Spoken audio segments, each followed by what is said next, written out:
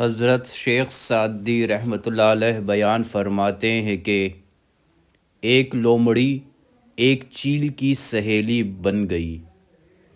دونوں میں اتنا پیار ہوا کہ ایک دوسرے کے بغیر رہنا مشکل ہو گیا۔ ایک دن لومڑی نے چیل سے کہا، کیوں نہ ہم پاس رہیں؟ پیٹ کی فکر میں اکثر مجھے گھر سے غائب رہنا پڑتا ہے۔ میرے بچے گھر میں اکیلے رہ جاتے ہیں اور میرا دھیان بچوں کی فکر میں لگا رہتا ہے۔ کیوں نہ تم یہیں کہیں پاس ہی رہو، کم از کم میرے بچوں کا تو خیال رکھو گی۔ چیل نے لومڑی کی بات سے اتفاق کیا اور آخر کار کوشش کر کے رہائش کے لیے ایک پرانا پیڑ تلاش کیا جس کا تنا اندر سے کھوکھلا تھا، اس میں شگاف تھا۔ دونوں کو یہ جگہ پسند آئی۔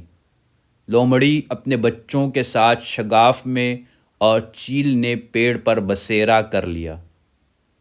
کچھ عرصہ بعد لومڑی کی غیر موجودگی میں چیل جب اپنے گھونسلے میں بچوں کے ساتھ بھوکی بیٹھی تھی، اس نے اپنا اور اپنے بچوں کا پیٹ بھرنے کے لیے لومڑی کا ایک بچہ اٹھایا اور گھونسلے میں جا کر خود بھی کھایا اور بچوں کو بھی کھلایا۔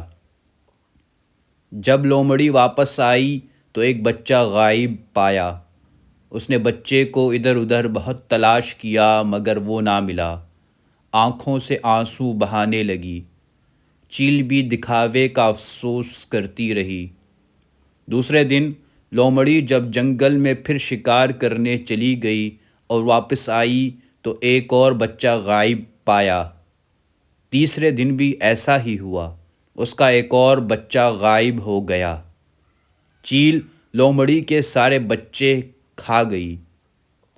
لومڑی کو چیل پر شک جو ہوا تھا وہ پختہ یقین میں بدل گیا کہ اس کے تمام بچے چیل ہی نے کھائے ہیں، مگر وہ چپ رہی، کوئی گلہ شکوہ نہ کیا۔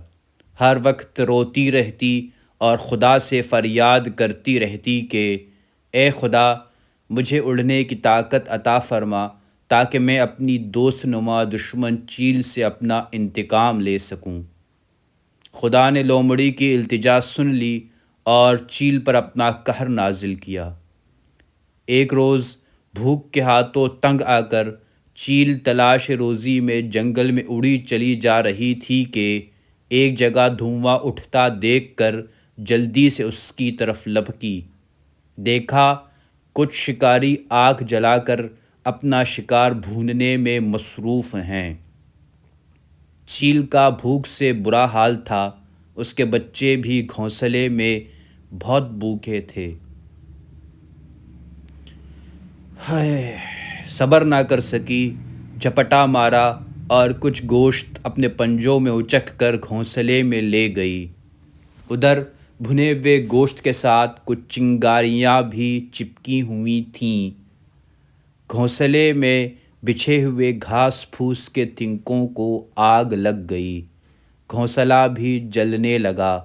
اچانک تیز تیز ہوا چلنے لگی۔ گھونسلے کی آگ نے اتنی فرصت ہی نہ دی کہ چیل اپنا اور اپنے بچوں کا بچاؤ کر سکے۔ وہیں تڑپ تڑپ کر چیل اور اس کے بچے نیچے گرنے لگے۔ لومڑی نے جھٹ اپنا بدلہ لے لیا اور انہیں چبا چبا کر کھا گئی۔ حضرت شیخ سعدی رحمۃ اللہ علیہ فرماتے ہیں کہ جو کسی کے لیے کنواں کھودتا ہے خود بھی اسی میں جا کر گرتا ہے۔ اسی لیے سیانوں نے کہا ہے کہ برائی کرنے سے پہلے سوچ لے، کہیں بعد میں پچھتانا نہ پڑے۔